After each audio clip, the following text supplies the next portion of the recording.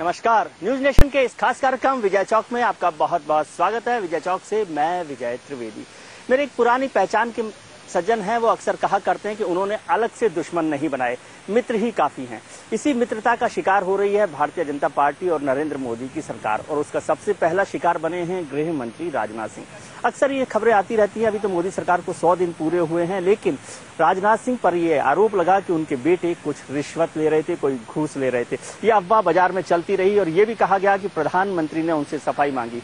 Finally Rajnath Singh को खुद सामने आना पड़ा। उन्होंने प्रधानमंत्री और पार्टी अध्यक्ष अमित शाह से मुलाकात की और कहा कि इस तरह की कोई बात यदि साबित हुई तो वो इस्तीफा दे देंगे। यही नहीं, प्रधानमंत्री और पार्टी अध्यक्ष दोनों को भी उनका साथ देने के लिए सामने आना पड़ा। अपने बेटे और बीजेपी के नेता पंकज सिंह के रिश्वत लेने की खबरें जब सियासी गलियारों में गूंजी तो गृह मंत्री राजनाथ सिंह को सफाई देने खुद सामने आना पड़ा। गृह मंत्री ने पंकज सिंह से जुड़ी खबरों को न केवल गलत ठहराया, बल्कि आरोप साबित होने पर संन्यास लेने की भी बात कह डाली। मैं देश की जनता को आश्वस्त करना चाहता हूं कि जिस दिन मेरे अथवा मेरे परिवार के किसी सदस्य के ऊपर कोई आरोप प्रथम दृष्टया भी सिद्ध हो जाएगा, उस दिन इस राजनीति को ठोकर मारकर मैं घर बैठ जाऊंगा। खबरों के मुताबिक पिछले 30 से 40 दिनों से सियासी गलियारों में इस बात को लेकर खासी चर्चा थी कि प्रधानमंत्री मोदी ने पंकज सिंह को दफ्तर में बुलाकर फटकार लगाई है। मोदी ने राजनाथ के सामने पंकज सिंह को कहा था कि आपने जो ट्रांसफर कराने के लिए पैसे लिए हैं उसे लौटा दें। इन्हीं खबरों से परेशान होकर खुद राजनाथ सिंह ने इस बारे में पीएम और बीजेपी अध्यक्ष से भी बात की है। मैंने प्रधानमंत्री जी से भी बात की है। प्रधानमंत्री जी ने स्वयं मेरे समक्ष आश्चर्य व्यक्त किया है। राजनाथ के बेटे पंकज सिंह से जुड़ी खबरों पर पीएमओ को भी सफाई देनी पड़ी। पीएमओ ने इन खबरों को न केवल बेबुनियाद बताया, बल्कि सरकार के खिलाफ साजिश भी करार दिया।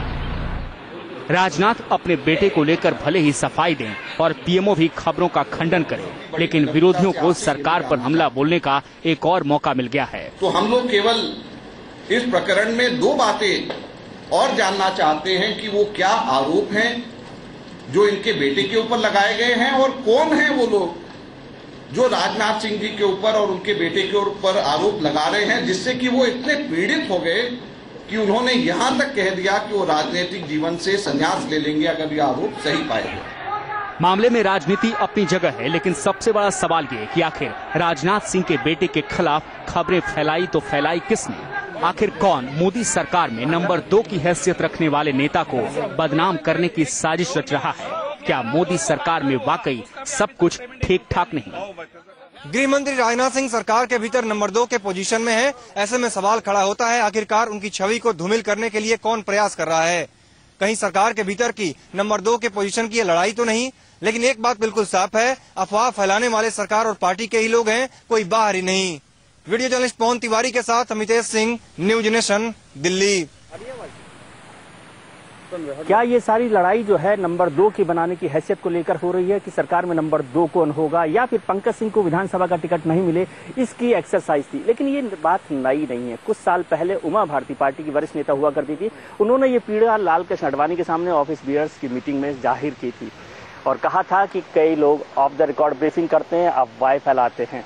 लेकिन उन लोगों का कुछ नहीं हुआ। उमा भारती को पार्टी छोड़कर जाना पड़ा था। उमा भारती के एक जमाने तक विश्वस्त रहे शाहनवाज हुसैन से मेरे सहयोगी अमितेश ने बात की। बात करते हैं बीजेपी के राष्ट्रीय प्रवक्ता शाहनवाज हुसैन साहब से। शाहनवाज जी, जिस तरह से तमाम खबरें आ रही हैं, गृह मंत्री राजनाथ सिंह को सफाई देनी पड़ी, सामने आकर कहना पड़ा कि इस तरह की कोई भी बातें नहीं है। जिस तरह से पंकज सिंह, उनके बेटे के बारे में कहा जा रहा है कि उन्होंने घूस ली थी, रिश्वत ली थी ट्रांसफर पोस्टिंग के लिए, ये पूरी तरह निराधार है, गलत है, अफवाह है। इसमें कोई दम नहीं है। बिना बात के इस बात को फैलाया जा रहा था। खुद इसको पहले पार्टी की तरफ से मैंने खंडन कर दिया था प्रवक्ता के नाते, पीएमओ की तरफ से खंडन आ गया। राजनाथ सिंह जी ने खुद कहा है जिनका जीवन बेदाग रहा है उनके दामन पर कभी कोई दाग नहीं रहे। लेकिन राजनाथ जी ने कहा कि कुछ तत्व ऐसे हैं जो कि इस तरह की अफवाहें फैला रहे हैं। तो तत्व कौन हो सकते हैं, किसकी तरफ इशारा है? अब हम लोगों के बहुत विरोधी हैं जो इस तरह की बात करते रहते हैं। भारतीय जनता पार्टी आगे बढ़ रही है, भारतीय जनता पार्टी की सरकार है, नरेंद्र मोदी जी के नेतृत्व में देश आगे बढ़ रहा है, ये कई लोगों को पसंद नहीं है। लेकिन ये कहा जा रहा है जिस तरह से राजनाथ सिंह सरकार में नंबर 2 है, तो कहीं ना कहीं नंबर 2 को लेकर के एक खींचतान चल रही है सरकार के भीतर, जिसका नतीजा है कि इस तरह की अफवाहें सरकार के भीतर बैठे हुए कुछ लोग ही फैला रहे हैं। एकदम गलत है ये भी। ये अफवाह फैलाने वालों का एजेंडा है कि पहले राजनाथ सिंह जी के नाम से अफवाह फैला दो, फिर कुछ और ये खबर अंदर से है ये कह के अफवाह फैला दो।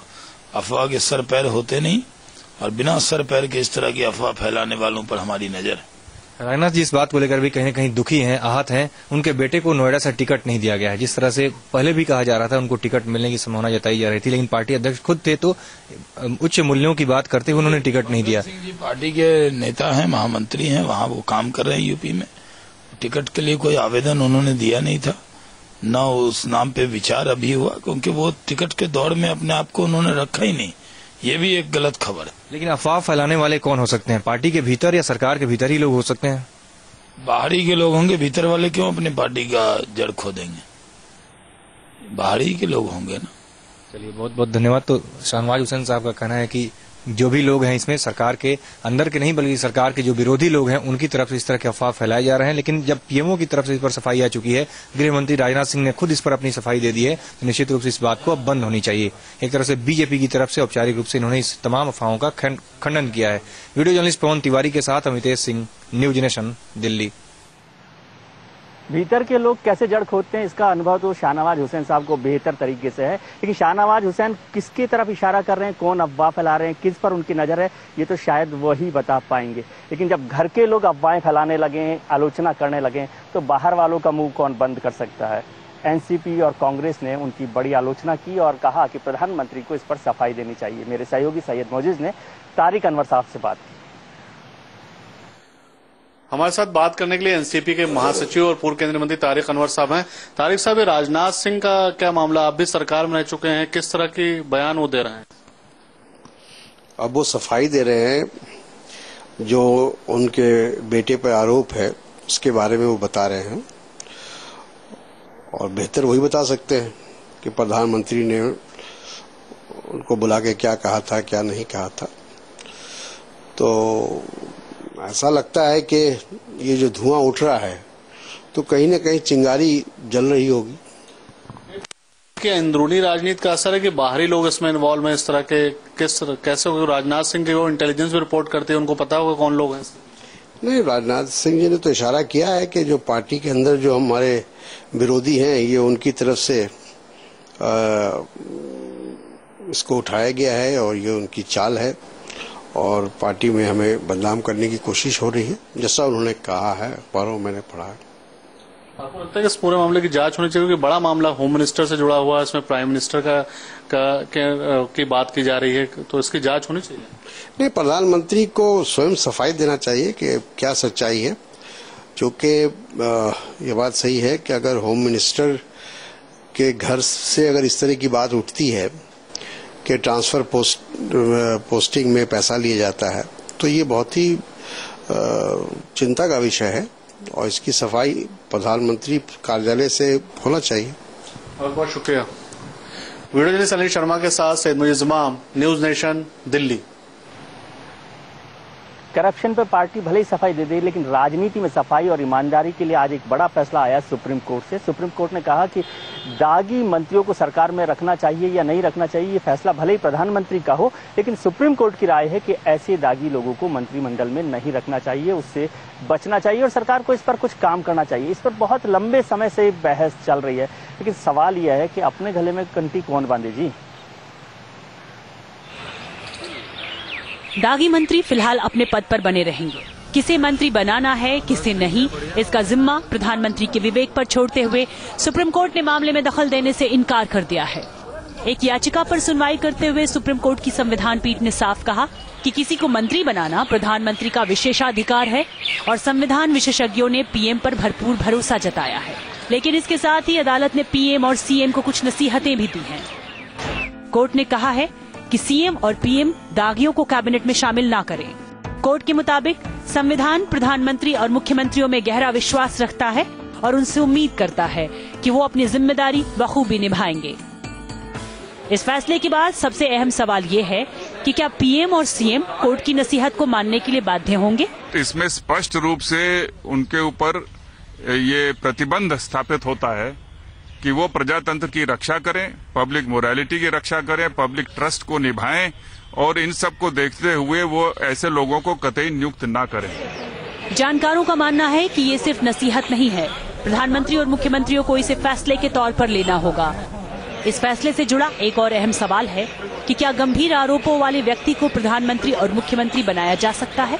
मैं इसके लिए एक क्लैरिफिकेशन पिटीशन फाइल करूंगा कि क्या ऐसे आदमी के बारे में जो जिनके अगेंस्ट में गंभीर आपराधिक मामले हैं प्राइम मिनिस्टर और चीफ मिनिस्टर बनाए जा सकते हैं। जानकार इसे सिर्फ नसीहत नहीं मान रहे, लेकिन अहम सवाल प्रधानमंत्री और मुख्यमंत्रियों का है कि वो अपने दामन को पाक साफ रखने के लिए क्या कदम उठाते हैं। Anita Chaudhary, news nation, Delhi. संविधान ने मंत्री बनाने के अधिकार को लेकर प्रधानमंत्री पर भरोसा जताया, लेकिन नरेंद्र मोदी की सरकार में आंकड़ों के हिसाब से 1 दर्जन से ज्यादा ऐसे मंत्री हैं जिन पर आपराधिक मामले चल रहे हैं, जिन्हें दागी मंत्री कहा जा सकता है। प्रधानमंत्री नरेंद्र मोदी अपने चुनाव अभियान के दौरान लगातार साफ छवि की बात, भ्रष्टाचार के खिलाफ लड़ने की बात करते रहे हैं। तो ये प्रधानमंत्री को तय करना होगा कि उनकी सरकार में, उनकी कैबिनेट में कैसे मंत्री हों, क्योंकि वे ही इसके लिए जवाबदेह हैं। सुप्रीम कोर्ट के फैसले के बाद अब ये प्रधानमंत्री पर है कि वो किसे दागी मानते हैं और किसे नहीं। सुप्रीम कोर्ट की नसीहत है कि दागियों को मंत्री नहीं बनाया जाए। ऐसे में निगाह उन मंत्रियों पर टिकी है जिन पर आपराधिक मामले दर्ज हैं। नेशनल इलेक्शन वॉच और एसोसिएशन फॉर डेमोक्रेटिक वॉच के मुताबिक सरकार में 1 दर्जन से ज्यादा मंत्री ऐसे हैं जिन पर आपराधिक मामले दर्ज हैं। इनमें केंद्रीय जल संसाधन मंत्री उमा भारती के खिलाफ 13 केस, परिवहन मंत्री नितिन गडकरी के खिलाफ 4 केस, ग्रामीण विकास मंत्री उपेंद्र कुशवाहा के खिलाफ 4 केस, उपभोक्ता मामलों के मंत्री राव साहब दानवे के खिलाफ 4 केस दर्ज हैं। इन चारों के अलावा डॉक्टर हर्षवर्धन, धर्मेंद्र प्रधान, नरेंद्र सिंह तोमर, रामविलास पासवान और संजीव बालियान के खिलाफ भी केस दर्ज हैं। सुप्रीम कोर्ट की नसीहत पर मध्य प्रदेश के सीएम शिवराज सिंह चौहान ये प्रतिक्रिया दे रहे हैं। नहीं, पहले से ही किसी दागी को शामिल करना उचित नहीं है। हम लोग तो पहले से इसको फॉलो करते। वैसे सुप्रीम कोर्ट की सलाह के बाद कांग्रेस आक्रामक नजर आ रही है, वहीं बीजेपी की तरफ से संभल कर प्रतिक्रिया दी जा रही है। कन्विक्टेड जो होगा वो तो सांसद भी नहीं हो सकता, मंत्री क्या बनेगा? उसके लिए तो देश में कानून है, लेकिन जो चार्जेस लगते हैं उसका निपटारा भी जल्द होना चाहिए ताकि जनता में भ्रम न रहे और उसको जल्द से जल्द चार्जेस को निपटा देना चाहिए। ये पहले प्रधानमंत्री नरेंद्र मोदी जी ने कहा था। दागियों के मुद्दे पर सियासी हलकों में पहले से हड़कंप मचता रहा है। पिछले साल सुप्रीम कोर्ट दागियों से जुड़ा अहम फैसला सुना चुका है। फैसले के मुताबिक अगर चुने हुए जनप्रतिनिधि को कोर्ट किसी मामले में दोषी पाता है और उन्हें 2 साल की सजा मिलती है तो वो खुद ब खुद चुनाव लड़ने के अयोग्य घोषित हो जाएगा। यूपीए सरकार ने इसके खिलाफ संविधान संशोधन बिल लाने की कोशिश की थी, लेकिन राहुल गांधी के विरोध के कारण कदम वापस खींचने पड़े थे। आरजेडी सुप्रीमो लालू प्रसाद यादव सबसे पहले इस फैसले का शिकार हुए थे। विजय त्रिवेदी, न्यूज नेशन, दिल्ली। चुनाव आयोग ने 2004 में एक रिपोर्ट सरकार को सौंपी थी सिफारिशों की, जिसमें कहा गया था कि राजनीति को कैसे साफ किया जाए, कैसे दागी लोगों को राजनीति में आने से रोका जाए। लेकिन राजनीति का मूल मंत्र है कि दाग अच्छे हैं। एक वरिष्ठ वकील और सुप्रीम कोर्ट के जाने माने कानूनी विशेषज्ञ केटीएस तुलसी साहब आजकल सांसद हो गए, यानी वो भी राजनीति की काली कोठरी में आ गए हैं। मेरी सहयोगी अनीता चौधरी ने काजल की कोठरी के बाद भी राजनीति को साफ करने वाले केटीएस तुलसी से बात की। संसद में सांसदों की नियुक्ति पर प्रधानमंत्री के अधिकार को लेकर सुप्रीम कोर्ट का अहम फैसला है। दागी नेताओं को संसद में सांसद के तौर पर नियुक्त किया जाना चाहिए कि नहीं चाहिए, इस पर सुप्रीम कोर्ट ने प्रधानमंत्री को सलाह दी है। क्या कुछ था ये मैटर और किस तरह की सलाह सुप्रीम कोर्ट की तरफ से प्रधानमंत्री के लिए आई है, इस पर बात करने के लिए हमारे साथ हैं सीनियर काउंसिल केटीएस तुलसी साहब। सर, बहुत अहम सलाह माना जाएगा सुप्रीम कोर्ट की तरफ से जो आया है, क्योंकि अब तक ये मुहिम एक चलता रहा है। जनता की तरफ से भी कई पीआईएल भी दाखिल हुए हैं और लिली थॉमस के पीआईएल पे कुछ अहम फैसला भी आया था। लेकिन अभी जो सलाह आया है कॉन्स्टिट्यूशनल बाइंडिंग हालांकि सुप्रीम कोर्ट ने बताई है, लेकिन क्या है ये पूरा मैटर और किस तरह से सुप्रीम कोर्ट ने सलाह दी? पूरा मैटर तो यही है कि किसी के खिलाफ भी अगर एफआईआर है, चार्जशीट है, चार्जेस हैं, तो उसको दोषी नहीं माना जा सकता जब तक कि फाइनल जजमेंट ना आए और सजा ना हो जाए। तो इसलिए किसी को दागी कहना भी गलत है ये डेफेमेटरी है मेरे हिसाब से। इल्जाम है, इल्जाम का वो उसको फेस कर रहे हैं। मगर अगर अदालत 10 साल लगाती है फैसला करने में, 15 साल लगाती है, तो ये उनका कसूर नहीं है। इसलिए उनको ये कहना कि वो डिस्क्वालिफाइड माना जाना चाहिए, it will be putting a premium on the inefficiency of the criminal justice system. तो मैं समझता हूं कि सुप्रीम कोर्ट का फैसला बिल्कुल सही है कि अगर संविधान में प्रिजम्पशन ऑफ इनोसेंस का एक सिद्धांत है तो उसको नकारा नहीं जा सकता। जब तक फैसला पूरी जजमेंट ना आए, उनको दोषी करार दिया जाए और सजा हो जाए, तब तक डिस्क्वालिफिकेशन नहीं हो सकती। मगर फिर भी सुप्रीम कोर्ट ने कॉन्स्टिट्यूशनल मॉरलिटी की बिना के ऊपर प्रधानमंत्री और मुख्यमंत्रियों को ये राय दी है कि वो ऐसे केसेस, किस किस्म के केसेस हैं जिनको वो कैबिनेट में या काउंसिल ऑफ मिनिस्टर्स में लेना चाहते हैं, उसको एग्जामिन करें और कॉन्स्टिट्यूशनल मॉरलिटी सेटिस्फाई करें अपनी कि ऐसे लोगों को कैबिनेट में लेना चाहिए या नहीं लेना चाहिए।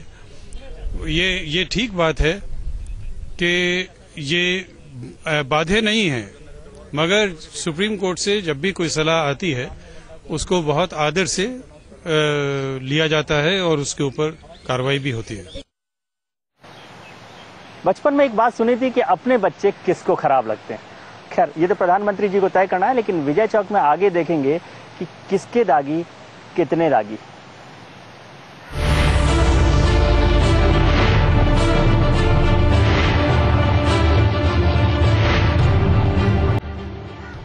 विजय चौक में आपका एक बार फिर स्वागत है। अपराधियों और दागियों की बात की जाए तो राजनीतिक हमाम में सबकी हालत एक जैसी, और मुश्किल ये है कि इन शीशे के घरों पर पर्दे भी नहीं लगे हुए हैं।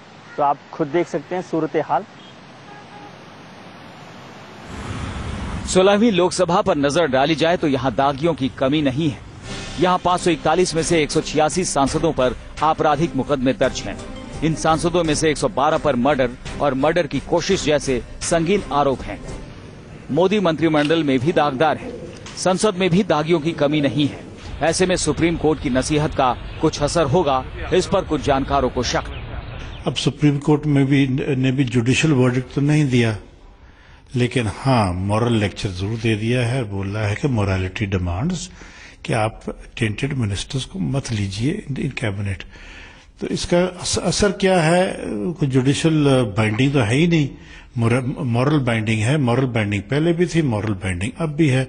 ये जरूर है कि भी एक कॉन्स्टिट्यूशनल फोरम ने आपको सुझाव दिया है कि ये ऐसे मत करो। राजनीतिक दलों में दागियों की तादाद के बारे में बात करें तो बीजेपी में सबसे ज्यादा 98 सांसदों पर आपराधिक मामले दर्ज हैं, जबकि कांग्रेस के 8 सांसदों पर क्रिमिनल केस है। वहीं शिवसेना के 15 सांसदों पर क्रिमिनल केस है। जाहिर है कोई भी दल इससे अछूता नहीं है। पूरे मुद्दे पर एक सुर सुनाई दे रहे हैं। ये जो लोग दागी शब्द ढूंढ लाए हैं, मेरे ख्याल शब्द मीडिया का या किसका है, वो आखिर बताए दागी किसको कहते हैं। हम लोग राजनीति में बहुत से आंदोलन करते हैं, बहुत सी लड़ाई लड़ते हैं। आंदोलन लड़ाई जनता के लिए होती, कभी महंगाई के खिलाफ, कभी बेरोजगारी के खिलाफ, कभी आतंकवाद के खिलाफ भी होती है। अगर उस समय राज्य सरकार उस आंदोलनों में हम लोगों पर मुकदमे दर्ज करते तो क्या हम दागी हो गए? मैं तो देश की जनता से कहूंगा कि इन शब्दों पर थोड़ा सा जब्ता अगर सावधान हो जाए, क्योंकि अगर इन पे दागी कहा जाने लगा तो फिर डेमोक्रेसी में कोई नेता पब्लिक काज के लिए लड़ाई नहीं लड़ेगा। किसी को एफआईआर है, किसी को पुलिस की चार्जशीट है, इसको कोई एक स्थायी आरोप हम मान नहीं सकते या आधारपूर्व आरोप नहीं मान सकते। और इसीलिए सुप्रीम कोर्ट ने सोचा कि प्रधानमंत्री और मुख्यमंत्रियों की चेतना पर इसको छोड़ा जाए और वही सही जगह है।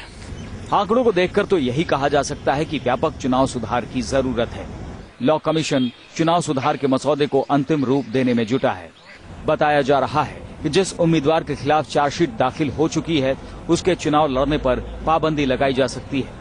लेकिन सवाल है कि क्या ऐसे सख्त सुधार वाले विधेयक को संसद से मंजूरी मिल पाएगी? विजय त्रिवेदी, न्यूज नेशन, दिल्ली। राजनेताओं की महानता को मेरा नमन। विजय चौक में आज इतना ही, लेकिन आगे देखेंगे कार्डिफ में क्रिकेट।